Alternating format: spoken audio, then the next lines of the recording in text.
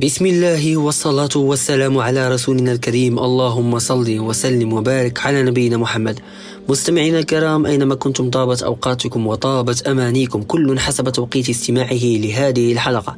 حلقة جديدة يقدمها لكم أخوكم يوسف من القلب إلى القلب. كلام والله العظيم، والله على ما أقول شهيد. لا أختار إلا المواضع الشبابية المجتمعاتية التي نعيشها، يعني واقع معاش نعيشه يوميا. هي هذه المواضع التي أحتاجها أنا لكي أنشرها معكم. والله العظيم لدي العديد من المواضع صراحة أكتبها، ولكن أحذفها فيما بعد. علاش كنقول هذه المواضيع تقدر تسنى؟ كاين مواضيع أولى، كاين مواضيع يعني فعلا حالة طارئة يجب التحدث عنها والتنبيه عنها. في هذه الحلقة هذه غادي نشارك معكم واحد الموضوع اللي كيف العادة وكيف عودتكم خطير ومهم بزاف. اصلا كاع المواضيع ديالي دايرين بحال هكا، داكشي علاش خاصكم تركزوا معايا ودير السماعات باش يكون عندك جودة استماع افضل. وما تنساش الدال على الخير كفاعله، يعني اي حاجة استفدتي منها حتى الا ما بارطاجيتيش الفيديو، على الاقل بارطاجي انت هذه المعلومة هذه بلسانك بالافعال ديالك، وبين الناس انك تقدر تكون انسان صالح في المجتمع اللي تنفعهم في الدين ديالهم. فدير السماعة ديالك وعلى بركة الله. الموضوع ديال الحلقة ديالنا اليوم هي الحلقة السابعة من سلسلة حلقات يوسف توكس حول المسلم والاستهزاء به، وليس أي مسلم بل المسلم الملتزم المتدين، لأننا نعيش في وسط العديد من المسلمين، ولكن أفعالهم وأقوالهم ليست حقا أقوال وأفعال المسلمين. فأنا غادي نحاول ندوي لكم على الإنسان الملتزم، كيفاش كيتستهزأ به في المجتمع ديالنا في هذا الوقت هذا. غادي نقسم لكم الحلقة كيف العادة على 3 ديال النقط. في النقطة الأولى غادي ندويو على الشاب، ثم على الشابة أو الفتاة، ثم على الحل اللي ممكن يدير هذا الشاب هذا باش يتفادى هذا الاستهزاء اللي كتستهزأ به بكونه ملتزما أو في طريقه إلى الالتزام. وغادي ندوي معكم أنا عن تجربة شخصية محضة. علاش اختاريت انه نفرق ما بين الشاب والشابه؟ حيت الالتزام ديالهم مختلف على بعضياتهم شي شويه. غادي نبدا لكم بالشاب حيت الالتزام ديالو على الاقل اخف من الشابه، لان الشاب واخا هكا كي كبر والالتزام ديالو يعني كان يعاني منه مع وسطه العائلي، يعني والوسط اللي كيعيش فيه يقدر يتفاداهم، يقدر انه يخرج ويعيش راسو ويدير شحال من حاجه. ولكن حنا غندويو على شنو هو هذا الالتزام اللي كيتعرض ليه. غالبا الشاب اول حاجه كيبعد على يعني كاع الامور المحرمه، بحال المجالس ديال العائله اللي كيكون فيهم النميمه والغيبه والاختلاط المحرم. ثم كيرجع يولي يصلي ويمشي للمسجد وكيعفي اللحيه ديالو، كيبعد على الموسيقى، ما كيبقاش يحضر الاعراس الموسيقيه ولا الاعراس يعني المحرمه اللي فيها اختلاط وكل شيء. ما كيبقاش انه يحتفل بالاعياد اللي فيها بدع بحال الذكرى المولد النبوي، بحال الاعياد الكريسماس راس السنه. يعني كيحاول ما امكن كيجاهد نفسه انه يبعد على اي حاجه حرام. ثم كيحاول على انه يقلل من الذهاب ديالو للمدرسه، لانه علم ان الاختلاط اللي كاين في المدرسه محرم. فهذا الشيء كيخلي انه يجلس في الدار مع راسو ويقرا القران ويعمر وقته بالدين اللي هو اللي غادي ينفعه. فهنايا كيولي واحد الانسان اللي مشحون تبارك الله بالايمان، وكيحاول انه ينشر هذا الشيء مع الناس اللي حداه، حيت كيولي يلاحظ مثلا والديه خوتو اصدقاء ديالو انهم غافلين على مجموعه من الامور. فالله عز وجل من عليه بالتوبه والهدايه ووفقه الى الطريق الصحيح. فعلاش لا كيقول مع راسو علاش ما نكونش انا السبب لهاد الناس هادو باش ننبههم؟ فهنا غير مجرد انه كيتخشى وسط منهم كيبدا يعاني من التنمر والاستهزاء. فمثلا كيكون في شي وسط عائلي غير كيشوفوه داخل كيبدا يقولوا عليه ارهابي متشدد، هو دخل اللحيه، هو دخل الشيخ، افتينا يا شيخ، وكيبداو يستهزئوا به. راكم عارفين على ايش كندوي. وفيما كيجلس معاهم وكيسمع شي حاجه التي لا ترضي الله عز وجل، ولا كيسمع شي كذوب ولا شي واحد كيستهزأ بالدين، فهو بلا ما كيحس تلقائيا كيحاول يتدخل. كيقول لي يا اخي يا اختي، هذه المساله هذه راه حرام، هذه المساله لا تجوز، راه الرسول صلى الله عليه وسلم قال كذا، راه الله قال كذا. فكيتعرض لمجموعه من الاستهزاءات والتنمرات، يعني كيبداو يفتروا عليه الكذب، سير انت راك متخلف، سير انت راك عايش في واحد الزمان اخر، هذا الزمان راه تبدل، هذا الزمان ديال التفتح. فهو هنا كيولي كيعاني الصراحه بهذا الالتزام ديالو، كيولي يعاني. فهو قرر انه يحاول انه ينعزل عليهم، وهذاك الانعزال عاد ما يزيد الطين بله. كيقولوا راه تعقد، راه ولا معقد، راه عمروا ليه راسو، راه ولو باغيين يهربوه، بغاو يردوه ارهابي. هو لا، هو فقط حينما علم الفرق بين الحلال والحرام صار يبتعد عن الحرام. يعني حينما ابتعد عن الوسط العائلي ديالو او الوسط اللي كيعيش فيه، فهذا يعني انه لاحظ مجموعه من الامور المحرمه في الوسط ديالو هي السبب اللي خلاته انه يبعد ويمشي ويتعلق القلب ديالو يتزينوا بالمساجد. أنا أستغرب صراحة لآباء يمنعون أولادهم مثلا من الذهاب إلى المسجد، والله عز وجل يعني توعد بالنعيم لمن كان قلبه متعلقا بالمساجد. وقد ذكروا هذا الصنف من الناس، ذكروا في ديننا أن الناس اللي كيكونوا متعلقين بالمساجد، قلبهم متعلق بالمساجد، كيبغيو يمشيو يقراو القرآن تماك ويصليو ويجلسوا تماك في القرآن وكيلقاو راحتهم تماك، كنوليو نقولوا عليهم إرهابيين ومتشددين. فهذه مسألة غريبة جدا، يعني سبحان الله الشاب كيعاني فيها وكيعيش واحد الجهاد اللي ديجا دويت عليه قبل، اللي هو الجهاد في الأهل. ثم كندوزو عند الشابة، عند الفتاة، وهنايا الاستهزاء بها، أو مثلا الشابة بحد ذاتها الالتزام ديالها كيكون التزام شوية صعيب. مازال الشاب اللحية ديالو كتقدر تكون عادية، الفرائض اللي عليه راه كاينين حتى على الشاب ممكن، ولكن الشابة كتكون كتعاني من واحد المسألة أكثر من ذلك. أول حاجة كيكون الوالدين ديالها كيمارسوا عليها واحد السلطة أبوية، كيقولوا حنا والديك، حنا اللي ولدناك، حنا اللي كبرناك، حنا اللي كنشربوك وكنوكلوك، ما عندكش الحق أنك تناقش معانا، حيت هما عارفينها ما غاديش تقدر تخرج تخدم، عارفينها ما كاينش اللي غادي يصرف عليها، فهي يعني كتحس براسها مضطهدة، كتضطر أنها تحضر راسها وتصبر على الكلام والظلم اللي كتعرض ليه. فما بين أكثر الأمور اللي البنت أصلا كتقرر ديرهم فاش كتبغي تلتزم اللي هو الحجاب. فالبنت كتبغي دير الحجاب، وهنا كتدخل في واحد الصراع اللي خطير. اما كاين بزاف الاصناف، منهم الصنف اللي مثلا كتقدر انها دير الحجاب بسهوله ما كيدوي معها حتى شي واحد، وكاين الصنف اللي كدير الحجاب ولكن تتعرض للاستهزاء والتنمر، ثم كاين الصنف اللي ما كيخليوهمش اصلا يلبسوا ذاك الحجاب او ذاك النقاب.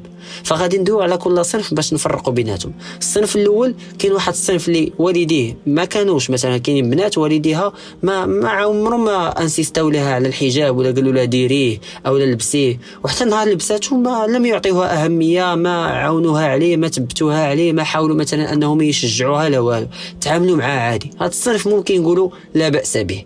ولكن الصنف الثاني والثالث هو اللي اصناف خطيره جدا. الصنف الاول هو الصنف ديال الاباء اللي مع كتلبس الابنه ديالهم داك الحجاب كيبداو يستهزئوا بها وكيبداو يحسوها بالنقص ويبقاو يخوفوها من المستقبل ويقولوا لها باللي راه ما غاديش تخدمي وما غاديش تقراي حتى واحد ما غادي يشوف فيك. فهاد المساله دي والله العظيم غريبه، فثقي بيا والله العظيم ما كنقولها وكنعاودها، الا بغيتوا بنتكم تزوج واحد الرجل صالح خاص بنتكم تكون صالحه. الزوج الصالح والرجل الصالح لا ينظر الى المتبرجه ولن يتزوجها. الرجل الصالح سيختار دائما المحجبه، وان كانت منقبه كان افضل. انا شخصيا كندوي معاكم، انا نفضل انني ناخذها منقبه، عمرني ما شفتها. فاذا كان مثلا ان كشف الوجه انه جائز، فلماذا احلت النظره الشرعيه؟ نقدر نشوفها غير في الزنقه، وهنا درت نظره غير في الزنقه. فالنظره الشرعيه هي احد الدلائل على انه المراه كتكون اصلا مغطيه وجهها وما كتوريهش لاي واحد الا الشخص اللي كان جاي ناوي المعقول. فانتم الا كنتوا خايفين على بنتكم من انها ما تزوجش، فثق بي راه كاينه النظره الشرعيه كافيه انه داك الشاب اللي جاي يتقدم لبنتكم راه غادي يشوف بنتكم كيفاش دايره قبل ما يقبل انه يتزوج بها. فالاستهزاء بعض المرات كيكون من العائله الخارجيه، البنت كتقدر دوزو بشريبه ديال الماء، ولكن تخيل معايا الاستهزاء كيجيك من عند الاب ديالك والام ديالك، فهذه مساله خطيره جدا. يعني تقريبا انه الوالدين ما عارفينش الخطوره ديال هادشي كيديروا، بغض النظر انهم غادي تسالوا غدا يوم القيامه قدام الله عز وجل على هادشي اللي كانوا كيديروا في ولادهم وانهم ما كانوش كيرحموهم، ولكن راه كيتسببوا في مشاكل نفسيه خطيره عند الابناء ديالهم. ابناء ديالهم ما كيبقاوش قادرين يثقوا في ولادهم، ما كيبقاوش قادرين يتامنوا على والديهم، ما كيبغيوش يقربوا لهم اصلا. كتلقى الولد او البنت ديما نافرين من والديهم لانهم ديما كيوقفوا بينهم وبين طريق ديال الله عز وجل. اما كاين واحد النوع عاوتاني اللي ماشي الوالدين اللي كيتستهزئوا ولكن العائله اللي كيستهزئوا، والوالدين ما كيعاونوش وما كيدافعوش على اولادهم، لدرجه البنت يعني كتكون جالسه في الدار بالحجاب ديالها مثلا، ولا كتكون محيده الحجاب ديالها وكيفرضوا عليها انها تبقى محيده فاش يجيو العائله، او مثلا كتكون عايشه في واحد الدار اللي غير كيجيو كيدخلوا على الاجانب، بحال مثلا ابناء الخاله ولا ابناء العم اللي ماشي من المحارم ديالها، كيكونوا داخلين خارجين عند الدار وكتعيا تدوي وكتقول معاه فاكم ما تبقاوش تدخلوا، راني ماشي بالحجاب ديالي، خصني نلبس الحجاب ديالي وكذا. كيقول لها سيري انت يلاه البارح كنا كنشوفوا شعرك دابا شنو تبدل كاع درتي زيف فوق راسك، انت راه حنا راك برنامج جماعي ما كاينش مشكل. يعني لا هما كيحترموا الالتزام ديالها لا كيخليوها تلتزم على خاطرها. فعلى الوالدين والآباء اتقوا الله اتقوا الله اتقوا الله في الأولاد ديالهم، راهم مسؤولية، راهم وصية الله عز وجل ووصية نبيه. راه دوك الولاد راهم نعمة، راه كاين اللي ما لقاش دوك الولاد، راه نتوما دوك الولاد اللي التزموا ليكم بين يديكم راهم نعمة، راهم صدقة جارية.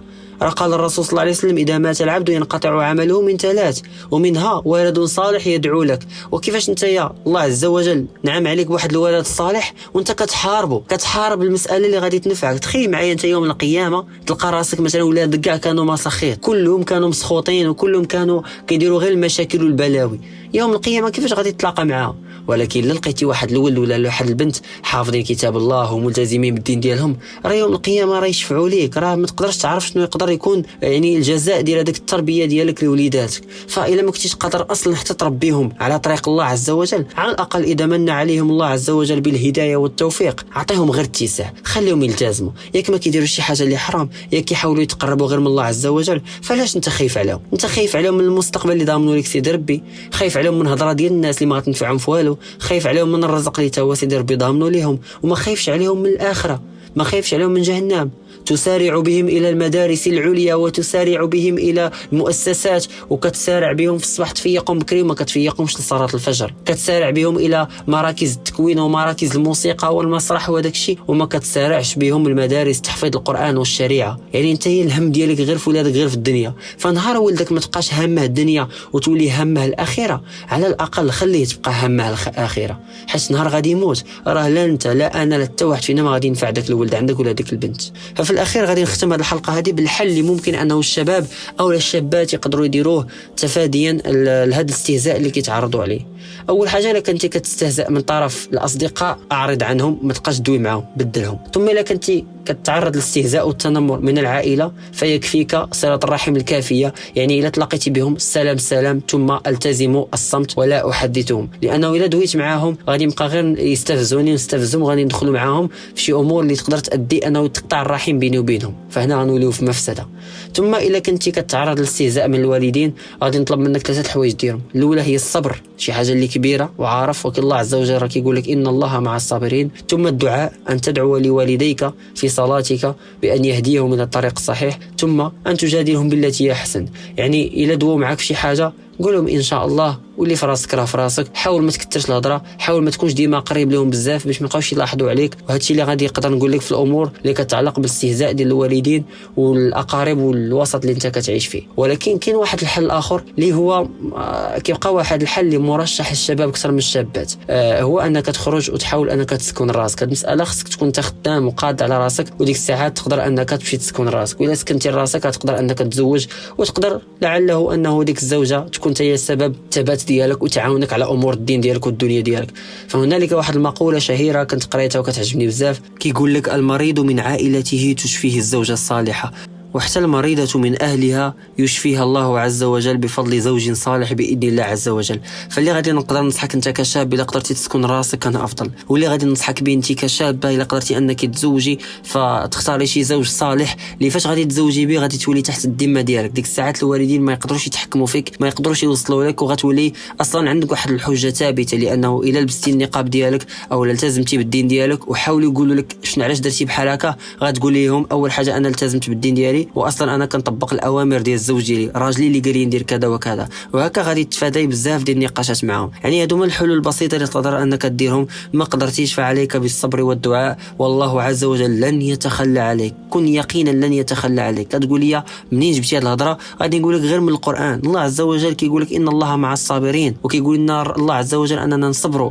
وكيقول لنا ان هاد الحياه الدنيا غير لهو ولاعب وزينه وتفاخر بيننا. يعني ما خصناش نعطيو هاد الاهميه الكبيره. والله عز وجل كيقول لنا ومن يتقي الله يجعل له مخرجا ويرزقه من حيث لا يحتسب. الا اتقيتي الله عز وجل ربي غادي يرزقك من حيث لا تحتسب وغادي يدير لك مخرج. ومن يتوكل على الله فهو حسبه. الا توكلتي على سيدي ربي كيقول لك انا معاك ما غاديش نخليك. فخلي قلبك عامر بالله عز وجل، ومهما استهزئوا بك ومهما ضحكوا عليك ومهما تنمروا عليك ما تخاف من والو. الله راه معاك، الله راه كيشوف كل شيء، وغادي تاخذ حقك اما في الدنيا اما في الاخره. كون على يقين اي واحد ضحك عليك راه ما مشاتش هباء منثورا، اي واحد استهزأ بك راه ربي كيشوف. ويحسبونه هينا وهو عند الله عظيم. انت كيسحب لهم هما هادشي عادي اللي كيديروا، ولكن هذيك القطره ديال الدمعه اللي سالت من عينيك بسبب الاستهزاء ديالهم والله العظيم انها عظيمه عند الله عز وجل. يعني لن يدعك لوحدك وما غاديش يتخلى عليك، غادي يعوضك. الا ما عوضكش في الدنيا غيعوضك في الاخره، وربي غادي يجبر بالخاطر ديالك. واسال الله عز وجل